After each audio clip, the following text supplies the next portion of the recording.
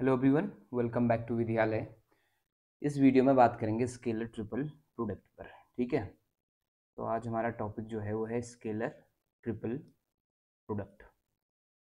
तो आपने समझना क्या है यहाँ पे कि आपका देखो स्केलर क्वांटिटी आएगी फाइनल रिजल्ट। ठीक है, और वेक्टर कितने यूज होने हैं?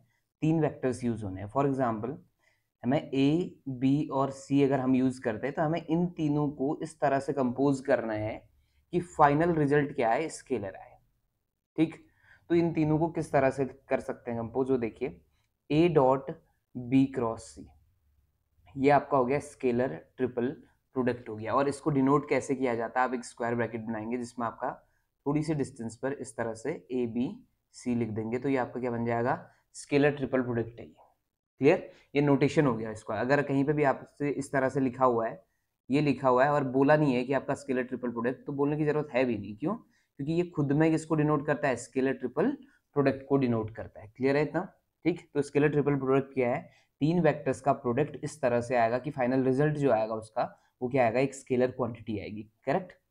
अब यहाँ आपका मैं इसके कंपोनेंट फॉर्म आपको थोड़ा सा समझा दूं कि अगर A vector equal to X one I cap plus Y one J cap plus Z one K cap है, और बी वेक्टर इक्वल टू है X two I cap plus Y two J cap plus Z two K cap, और C vector equal to है X three I cap plus Y three J cap plus Z three K cap. तो ऐसे case में क्या होगा? आपका जो ए dot b cross सी होगा ना, वो एक डिटर्मिनेंट हो जाएगी जिसमें पहली रो पहले वेक्टर यानी ए वेक्टर के कंपोनेंट हो जाएंगे x one y one z one, और दूसरी रो दूसरे वेक्टर के कंपोनेंट हो जाएंगे, और सिमिलरली तीसरी रो जो है वो तीसरे वेक्टर के कंपोनेंट हो जाएंगे। क्लियर हो गया इतना? तो ए डॉट बी क्रॉस सी इस तरह से आप डिफाइन करेंगे in case of components. Done? तो ये आपका स्केलर ट्रिपल प्रोडक्ट क्या है वो हम समझ गए, लेकिन इसकी जो एप्लीकेशंस हैं, ये जो आपका यहाँ से क्वेश्चन क्या बन सकता है एग्जाम के लिए, वो समझना है आपने। ठीक है, तो सबसे बेसिक जो क्वेश्चन बनता है इसमें वो कुछ इस तरह से कि अगर आपका एक स्केलर ट्रिपल प्रोडक्ट है जिसमें दो वेक्टर सेम हो गए, तो दो वेक्टर सेम होने पर इसका आंसर क्या आ जाता है? हमेशा जीरो। याद रखना इतना आपने कि what will be the value of scalar triple product a dot a cross b कहेगा तो आपका आंसर क्या होगा?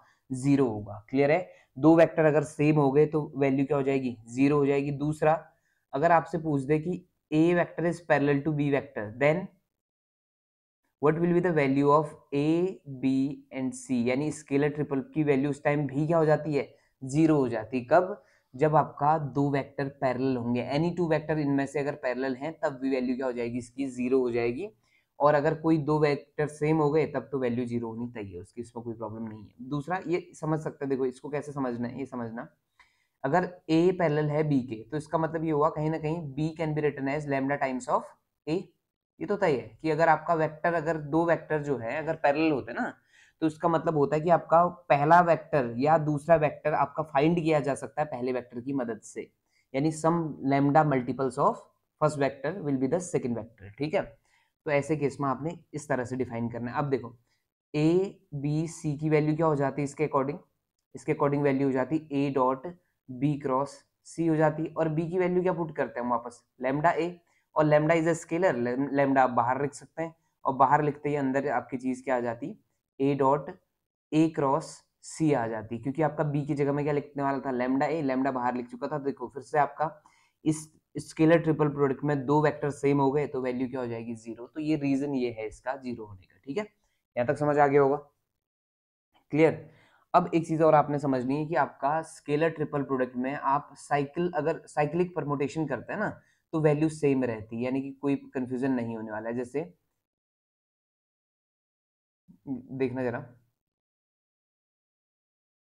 अगर मान लो आपको ये बोल दिया जाए कि a dot b cross c, a dot b cross c can be expressed as, पहला दे दे आपका ए बी सी, दूसरा ऑप्शन दे दे आपसे बी सी ए, और तीसरा option they C A B, और चौथा option they all of the above.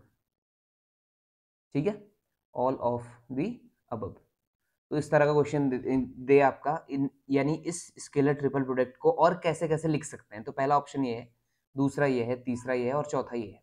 तो आपका टिक लगेगा चौथे में। क्यों, क्या हो रहा है देखो, ए बी सी, अगर ए के बाद आप क्या लिखेंगे बी, बी के बाद क्या लिखेंगे सी, तो वो वही चीज आपका कब भी आएगी जब बी के बाद आप डायरेक्टली सी लिखो, सी के बाद क्या लिखो ए। यानी कि साइकिल के बेसिस पे आप अगर इनमें इसके परमुटेशंस लाते हैं ना तो वैल्यू सेम रहती है, यानी कि आपका साइकिल चेंज नहीं कर सकते। ये प्रॉब्लम है यहाँ देखो, ए बी सी था, तो अगला मैं बी से शुरू करूंगा तो बी के बाद आपने क्या लिखना है, सी लिखना है, फिर उसके बाद क्या लिखना है, ए लिखना है।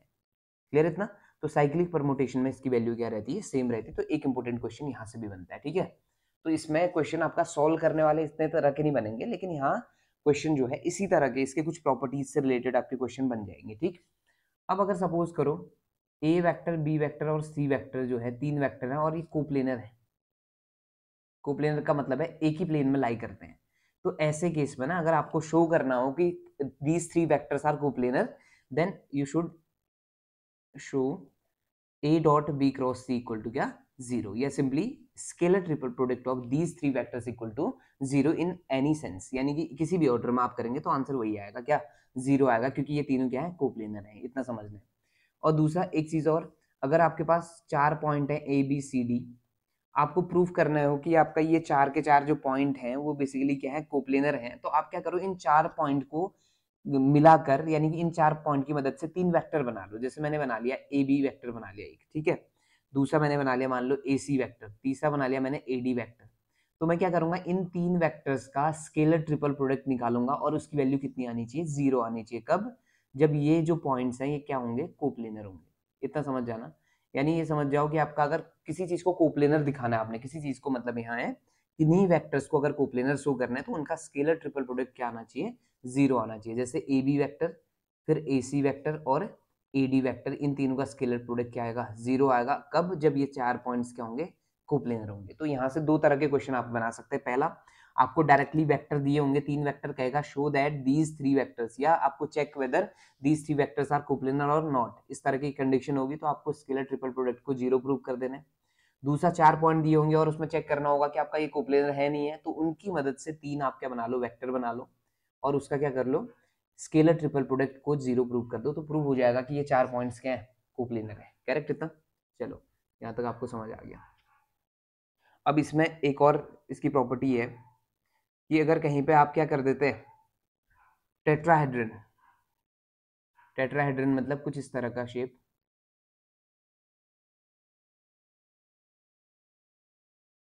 थोड़ा समझने की कोशिश करना इसको।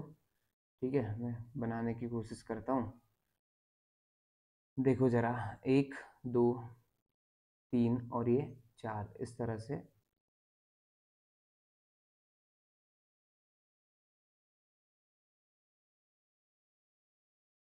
ये देखो, एक ये आपका ट्रायंगुलर पोर्शन हो गया, एक ट्रायंगुलर पोर्शन ये पीछे साइड हो गया है ना, एक ट्रायंगुलर पोर्शन ये है और एक ट्रायंगुलर पोर्शन इसके पीछे पूरे के। ठीक, तो ये आपका टेट्राहेड्रन होता है। इसमें आपकी कितने वर्टिसेस होंगे, चार वर्टिसेस इसके हो गए, ए बी सी और यहाँ कहीं डी। तो ये जो चार वर्टिसेस हैं इसकी मदद से मैंने क्या बनाया है, टेट्राहेड्रन। अब आपका अगर इस टेट्राहेड्रन का आपने वॉल्यूम ढूंढना है ना, तो इसमें भी आपका कौन मदद करता है, हमारी इसमें भी मदद करता है स्केलर ट्रिपल प्रोडक्ट। ठीक, तो अगर कोई पूछे आपसे कि volume of tetrahedron A B C D, तो आपने क्या बना के देना है इसको, 1/6 आप बाहर लिखेंगे और अंदर आपका स्केलर ट्रिपल प्रोडक्ट होगा इसका ए डी, ए बी और ए सी। आप इसको A B A C A D भी लिख सकते थे, फर्क नहीं पड़ता, वो आप सीक्वेंस को चेंज कर सकते थे। जैसे देखो क्या लिख सकते थे, 1/6 ए बी आपने पहले लिख दिया, फिर अगला टर्म कौन आएगा, ए सी आएगा, ऑब्वियस है, फिर उसके बाद कौन आएगा, ए डी आएगा। ऐसे भी आप इसको लिख सकते हैं। तो वॉल्यूम ऑफ टेट्राहेड्रन के काम भी कौन आता है, स्केलर ट्रिपल प्रोडक्ट इसके काम आएगा। ठीक है, यहाँ तक समझ आ गया होगा। अब इसकी कुछ और प्रॉपर्टी, जैसे एक चीज और है, बहुत बेसिक है, अगर आई क्रॉस जे डॉट के पूछे तो वैल्यू क्या होगी। ये बहुत इंपॉर्टेंट है, इसकी वैल्यू क्या हो सकती है, ये पहले भी एग्जाम में आया हुआ है ना, कई दफा। तो इसकी वैल्यू क्या होगी वो ढूंढना है, तो पहले उससे पहले वेक्टर प्रोडक्ट पे आ जाओ जल्दी से। वेक्टर प्रोडक्ट में मैंने क्या बताया था आपको, अगर आई क्रॉस जे की बात मैं कर रहा हूँ ना आपको, तो आई क्रॉस जे का मतलब है a vector which is perpendicular to both I and J. इसका मतलब कौन है वो, के है। जे क्रॉस आई है तो वो कौन आ जाएगा, देखो यहाँ इस चीज को समझ लो, ये आई लिखा मैंने, ये जे लिखा और ये के लिखा, ठीक। तो आई और जे का जो क्रॉस होगा वो क्या आ जाएगा, जे और सॉरी जे और के का जो क्रॉस होगा वो क्या आ जाएगा आई, और के और आई का जो क्रॉस होगा वो क्या आ जाएगा जे आ जाएगा। और दूसरा अगर मैं इसको उल्टा करूं, यानी कि आपका जे और आई का क्रॉस करता हूं, तो ये देखो डायरेक्शन कैसी है, इस तरह की डायरेक्शन में पॉजिटिव सेंस दे रहा है। तो जब मैं उल्टा आऊंगा तो ये नेगेटिव सेंस देगा, यानी जे क्रॉस आई में वैल्यू क्या आ जाएगी, माइनस के आ जाएगी। यानी इतना समझ लो कि ए क्रॉस बी जो है ना वो बराबर होता है minus of B cross A के। ये कम्यूटेटिव नहीं होता, कौन, क्रॉस प्रोडक्ट, ठीक है।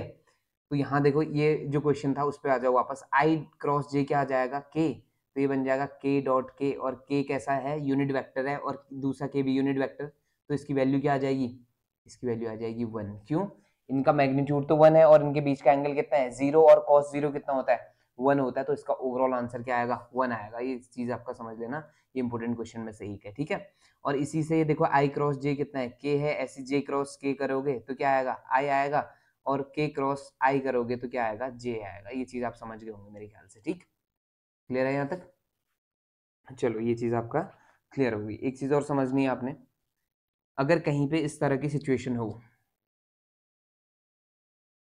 ए प्लस बी एक वेक्टर है, फिर बी प्लस सी दूसरा वेक्टर हो गया, तीसरा सी प्लस ए तीसरा वेक्टर हो गया, यानी स्केलर ट्रिपल प्रोडक्ट तो है लेकिन कुछ इस सेंस में है, ए और बी, ए प्लस बी एक है, बी प्लस सी दूसरा, सी प्लस ए तीसरा, तो इसकी वैल्यू हो जाती twice of A B C. आप इसको सॉल्व भी कर सकते हैं, चेक कर लेंगे, ठीक है।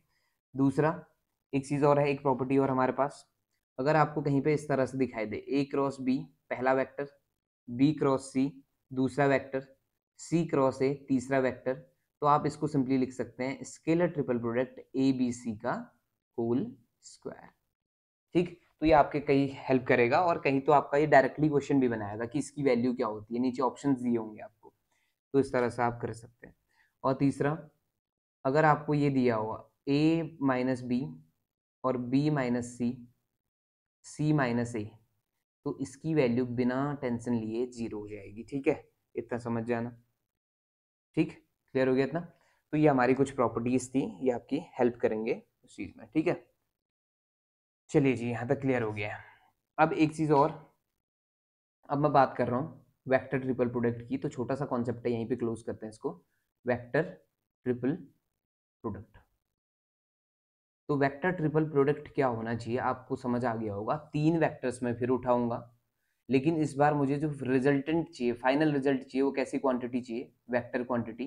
तो आपने किस तरह से डील करना है इसके साथ, ए क्रॉस बी क्रॉस सी, यानी बी क्रॉस सी आपने कर लिया, उसके बाद आप क्या क्रॉस कर रहे हैं बाहर से किसके साथ, ए के साथ। तो इसको डिफाइंड कैसे किया जाता है वो समझ लो। इसमें आप एक जनरली एक डिटर्मिनेंट बना सकते हैं, जिसमें यहाँ बी लिख दो वेक्टर, यहाँ सी वेक्टर लिख दो, यहाँ लिख दो ए डॉट बी, और यहाँ लिख दो ए डॉट सी। तो ये आपका डिटर्मिनेंट के फॉर्म में भी लिख सकते हो, और इसको एक्सपेंड करें तो कुछ आपको इस तरह से दिखाई देगा, देखो ए डॉट सी और इंटू में क्या B vector minus A dot B into में क्या सी वेक्टर। तो आपको जो फॉर्म ज्यादा बेटर लगे उस फॉर्म को आप याद कर लेंगे, तो इस तरह से आपका वेक्टर ट्रिपल प्रोडक्ट भी आपको क्लियर हो जाएगा, ठीक है, इतना समझ आ गया होगा, डन। चलिए जी, अब इससे रिलेटेड आपका देखो वेक्टर ट्रिपल प्रोडक्ट में ये इतना ही आपने काम करना है, और अगर यहाँ पे क्वेश्चन बनता है कंपोनेंट दिए हैं तो इस तरह से आप बना सकते हैं। और इसका खुद में एक क्वेश्चन यहाँ से ये बन सकता है कि A cross B cross C is equal to what, यहाँ ऑप्शन दिए होंगे, एक ऑप्शन में से ये होगा, बाकी इसी तरह के कंपोजिशन में कुछ ऑप्शन दिए होंगे, उनमें से आपको एक सेलेक्ट करना होगा, क्लियर है इतना, ठीक। तो चलिए जी, आपको इतना समझ आया होगा आई होप। अगर वीडियो पसंद आ रहा है तो please like share and subscribe. आपसे मिलेंगे नेक्स्ट वीडियो में। Okay, thank you so much for watching.